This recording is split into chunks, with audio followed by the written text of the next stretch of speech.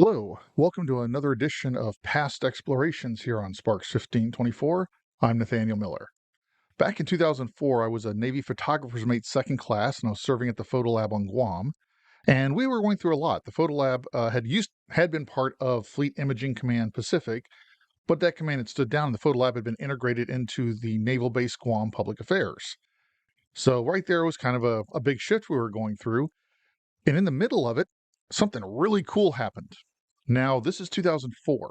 The attacks of 9/11 had been just 3 years earlier, so most bases around the world were still implementing new security procedures. Naval Base Guam was the same. Basically a new main gate facility and complex was being built. This, of course, necessitated a lot of ground to be cleared and leveled and new buildings to go in. Well, on July 7th, 2004, I was at the photo lab when I got a call from Jennings Bunn, the base historian, or technically the Naval Base Guam Cultural Resource Manager, base historian. Bunn and I had developed a really good relationship because clearly I love history, Navy history, World War II history, Civil War history. My old joke is, if it's been dead for 500 years, I love it. Of course, World War II is a little more recent, but hey. Now, Guam, like the other Mariana Islands, had been captured by the Japanese in 1942 and had undergone a very brutal occupation. The Japanese even forced hundreds of the Chamorro people to endure a death march across the island to a relocation camp. Memories of that war, especially among the older generation, are still very strong. Well, we liberated the island in 1944 when we came back to the Marianas.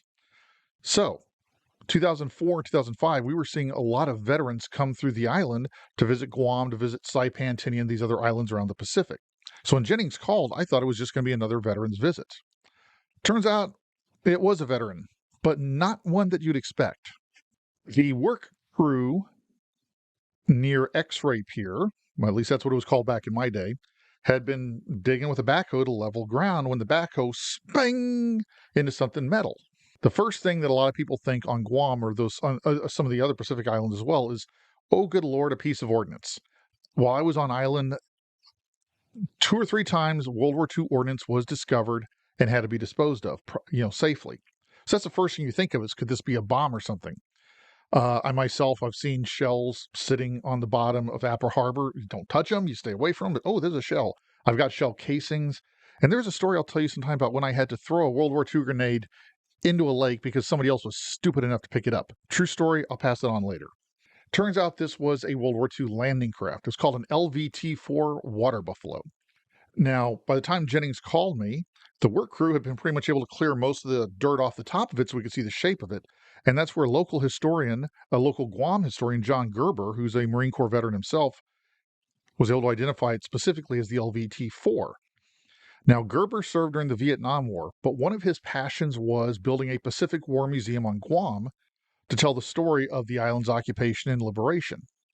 So he was amassing this huge private collection of World War II vehicles. As we gathered around the water buffalo, Jennings, of course, had gotten John Gerber base access because he was a guest. Gerber identified it as an LVT-4 model called the water buffalo. Well, as the work crew got the dirt cleared off it, we realized that the hatches into the pilot's cab were closed. It took a little bit, but we got them open.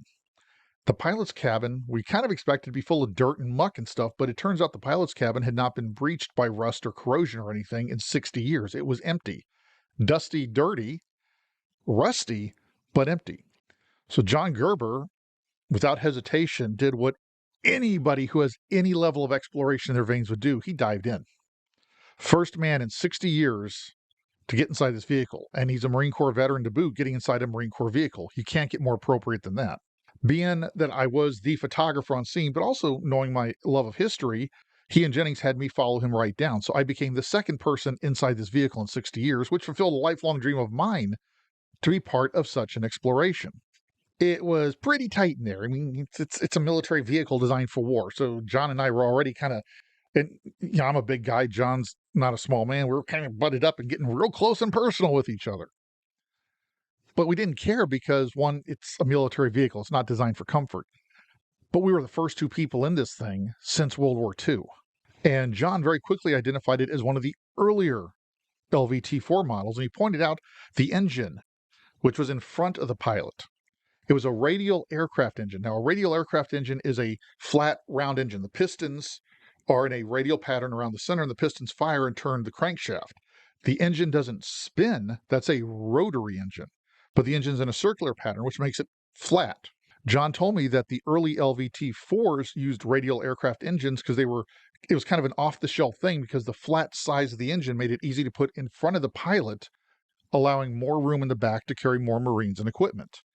Later LVT-4s had a purpose-designed diesel engine that was still nice and flat, fit in front of the pilot. But the fact that this one had a radial aircraft engine told John, who told me, and now I'm telling you, this was one of the earlier models. That was so cool. Now, the LVT-4, getting it out was going to be an issue. And while they were talking about that, I asked about just why do they think it was sitting here. Gerber and Bunn both told me that where that LVT-4 was sitting was the shoreline in 1944. After the Navy secured, and the Marine Corps, the Navy and the Marine Corps secured the island, they built a new pier there, which was X-ray Pier in my day. I don't know if it's got the same designation, but that was originally built following the liberation of the island. To build the pier, they backfilled the shoreline to extend it so the pier could be built in deeper water.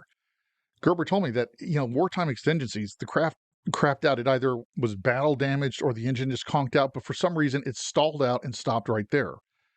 They didn't have time to move it. They didn't care. It was expendable, so they just backfilled over it and used it to help level the ground, going to the new pier. Thus, the Navy had a major World War II artifact literally under our feet for 60 years, and we never knew it until building the new main gate. I was supposed to be able to photograph this thing being lifted out along with local Guam media. But the day it was going to be lifted out after an extensive planning session, because remember, this thing's been sitting underground in the tropics for 60 years. It's very well preserved, but it's fragile. It's corroded. You don't just grab it with a crane and pick it up because it'll crush it into scrap metal. So they had to figure out how to brace it up with spreader bars and everything and where to put where the hoist points needed to be, all that kind of engineering stuff. Well, the afternoon that it was supposed to be lifted, I got a call from Jennings Bunn, and he was irate. Public Works had jumped the gun and lifted the thing out early in the morning. The good news was, even though none of the experts like Jennings or John Gerber were there to make sure it was set up properly, they got it out in one piece. They didn't rip it apart. But they could have. And even more embarrassingly, not only was I supposed to be there to document it for Navy Marine Corps history, the local Guam media had been scheduled to come out and film the lift because this is a great local story. Well, now Jennings had to call the media and say, hey, sorry, we Navy people screwed it up and you don't get to see it lifted. Not a good look. Gerber eventually was able to obtain possession of the vehicle for his collection. And I last saw it in 2005, about 4 or 5 months before I left the island. I went up and visited Gerber at his house and and that was the first time I got to meet Mrs. Gerber. She was a wonderful woman. Saw my old friend, as I joked about it, and I left the island in 2006, and I haven't had a chance to be back since, but I do want to. Now, sadly, John Gerber passed away in 2010, but by 2008, he had successfully founded the Pacific War Museum. It is located at the base of famous Nimitz Hill. That hill is so named because Admiral Nimitz, when he moved his headquarters from Hawaii to Guam, his house was on top of that hill. His house is still occupied by the commanding admiral of U.S. Naval Forces Marianas. I have linked the Facebook page for the Pacific War Museum in the description below. If you're getting out to Guam, go check it out. I knew the man who was building it. Gerber was a historian of no small talent in his own right. His passion was unimpeachable, but his devotion to getting the details right, getting the story right, trying to make the story as broad as possible, you can't beat. His scholarship was peerless. The information you will learn there will be both moving and accurate. And visiting a place like that, especially on an island where these battles happened, will give you a visceral understanding of that conflict no movie can. So if you get out to Guam, which, by the way, I highly recommend, it's a beautiful island. The Chamorro are an amazing people. Take some time to go find the museum. Go. It'll be worth the price of admission. But it was the one time, and I've gotten to explore caves that still had bones in it from the war. I've explored aircraft wreckage. I got all these wonderful opportunities while stationed on Guam, and I got them because I took them. I got out of the photo lab and went walking around and said, hey, I want to investigate that story. But the fact is, being part of the find of a major artifact that's dug up under your feet, being the second man in 60 years to get inside a vehicle. That's cool. And the fact that it's a Marine Corps vehicle from World War II that helped liberate this island was even better. This vehicle is a combat veteran. It saw the blood and guts and sacrifice. And then it got buried for 60 years until we found it in 2004. Thank you for your time. Again, I have linked the Facebook page for the Pacific War Museum down below in the description. If you would care to read more about this, my written column is also linked down below in the description. Please check that out. I think you'd enjoy it. If you like this video, please hit the little like button. Feel free to share it with anybody you wish. Also hit the subscribe button. If you didn't enjoy this video but you stuck with me this long, I appreciate it. Thank you. Well, until we meet again here on Sparks 1524, always remember, go and do great things.